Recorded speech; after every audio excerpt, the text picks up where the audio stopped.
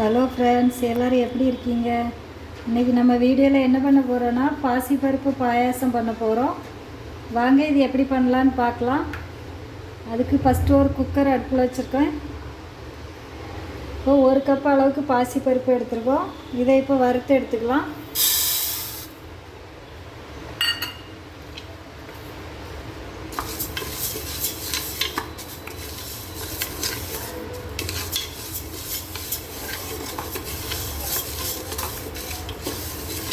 லைட்டாக பொன்னிறம் ஆகுது வரைக்கும் வறுத்துக்கோங்க.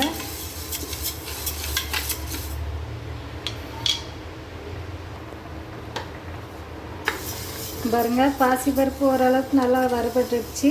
நல்ல ஸ்மெல் வருது. இந்த டைமில் நம்ம இதே கப்பு 1 கப் அளவுக்கு பாசிப்பருப்பு எடுத்துருக்கோம். அதுக்கு 2.5 கப் அளவுக்கு தண்ணி சேர்த்துக்கலாம்.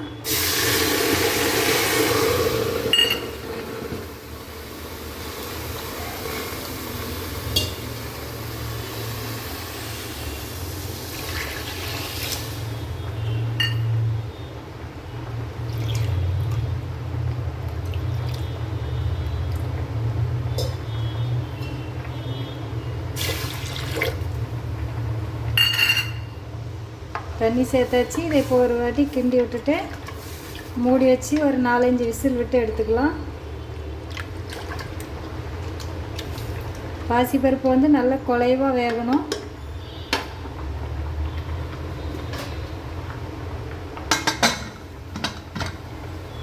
இப்போ பாசிப்பருப்பு வந்து குக்கரில் வெந்துட்டுருக்கு. இப்போ இன்னொரு அடுப்பில் ஒரு 1/2 கப் அளவுக்கு ஜவ்வரிசி எடுத்து வச்சுருக்கோம். அதை இப்போ வேக வச்சு எடுத்துக்கலாம்.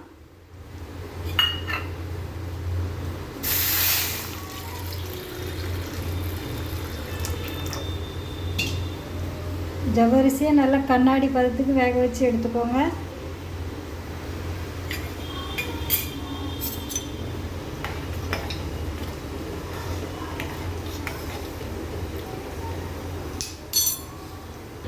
இப்போ ஜவ்வரிசி ரெடி ஆகிட்டு இருக்கு. இப்போ இந்த கப்புக்கு 1 கப் அளவுக்கு பருப்பு எடுத்திருந்தோம்.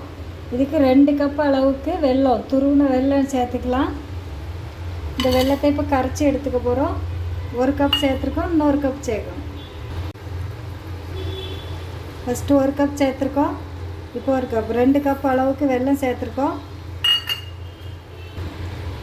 இப்போ அதே கப்பால் 1 கப் அளவுக்கு தண்ணி சேர்த்துக்கலாம்.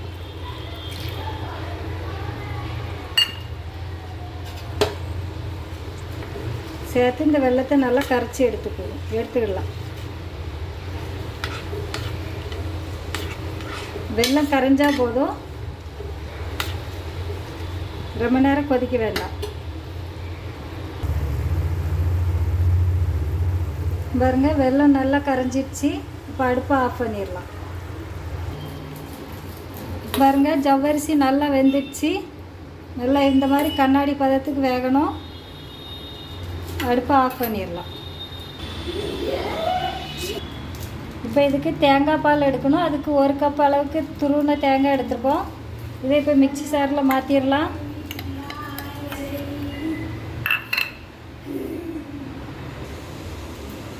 இப்போ இது கூட 2 ஏலக்காய் சேர்த்துக்கலாம். அது கூட ஒரு 1/2 கப் அளவுக்கு தண்ணி சேர்த்து அரைச்சி பால் எடுத்துடலாம். பாருங்கள், தேங்காய் நல்லா அரைச்சி எடுத்தாச்சு. இதே இப்போ ஒரு துணியில் தட்டி புளிஞ்சு எடுத்துக்க போகிறோம். இப்போ இதை ஒரு துணியில் வச்சாச்சு. இப்போ இதை இப்போ நல்லா புளிஞ்சு பால் எடுத்துக்கலாம்.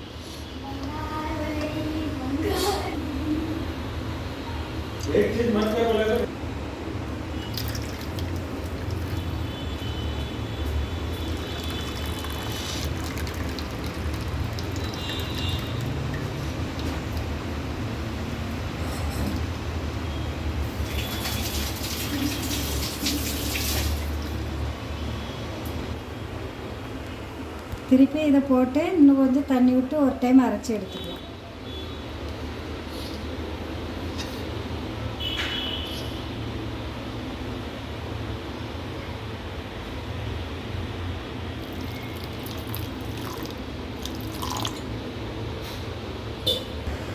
தேங்காய் பால் எடுத்தாச்சு.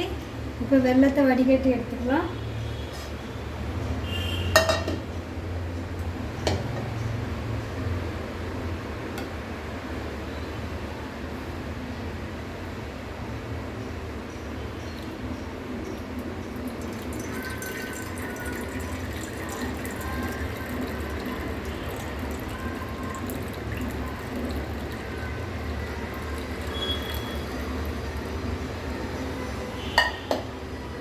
வெள்ளத்தில் தூசி இருக்குது பாருங்க, அதனால் வடிகட்டி எடுத்துக்கோங்க.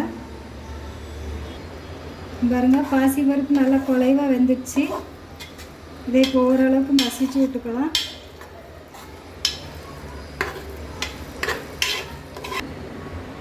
ஒன்று ரெண்டாக மசிச்சு எடுத்துக்கோங்க. இதே இப்போ ஒரு பாத்திரத்துக்கு மாற்றிக்கோங்க.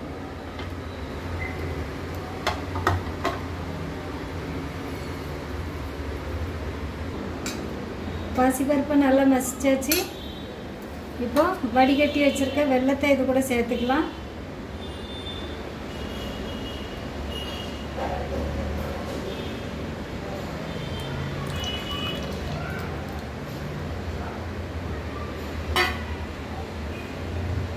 இப்போ காய்ச்சி வேக வச்சு வச்சுருக்க ஜவ்வரிசி இது கூட சேர்த்துக்கணும்.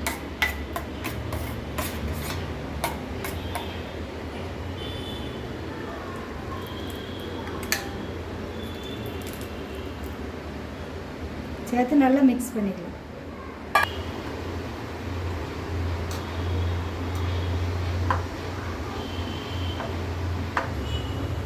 இது இப்போ கொஞ்சம் ஒரு கொதி வரட்டும். அது வரைக்கும் அப்படியே இருக்கட்டும்.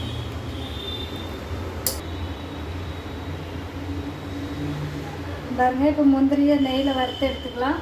1 ஸ்பூன் அளவுக்கு நெய் சேர்த்துக்குவோம்.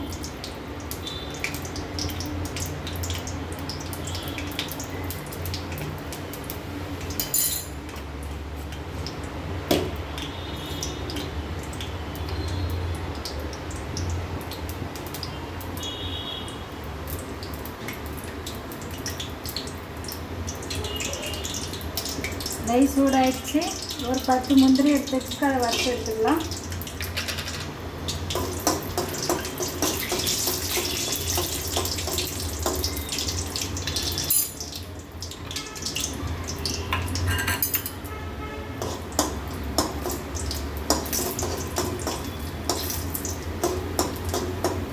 முந்திரி வறுபட்டு வச்சு எடுத்துக்கலாம்.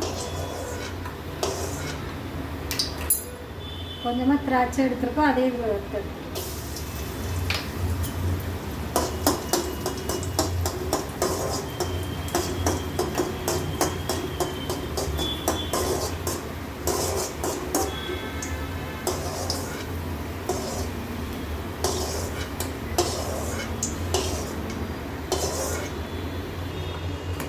இப்போ பாயாசம் ஒரு கொதி வந்துடுச்சு. இப்போ நம்ம எடுத்து வச்சுருக்க தேங்காய் பால் இதில் சேர்த்துடலாம்.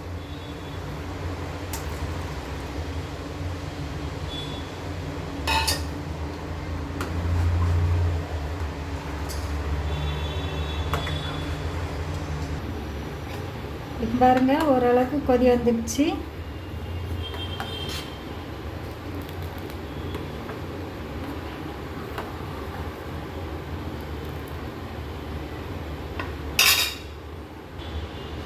இந்த ஸ்டேஜில் நம்ம நெய்யில் வறுத்து வச்சுருக்க முந்திரியும் திராட்சை இதில் சேர்த்துடலாம். சேர்த்துட்டு அடுப்பை ஆஃப் பண்ணிடலாம். நம்மளோட பாசிப்பருப்பு பாயாசம் ரெடி.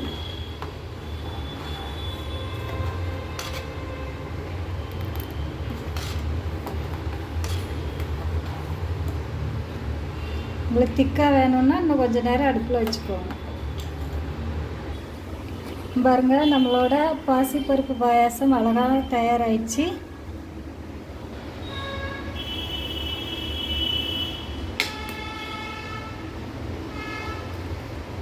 இதே மாதிரி நீங்களும் செய்து பாருங்கள். இந்த வீடியோ பிடிச்சிருந்தா லைக் பண்ணுங்கள், ஷேர் பண்ணுங்கள், கமெண்ட் பண்ணுங்கள், சப்ஸ்கிரைப் பண்ணுங்கள். மறக்காமல் பக்கத்தில் உள்ள பெல் பட்டனை கிளிக் பண்ணுங்கள். தேங்க்யூ.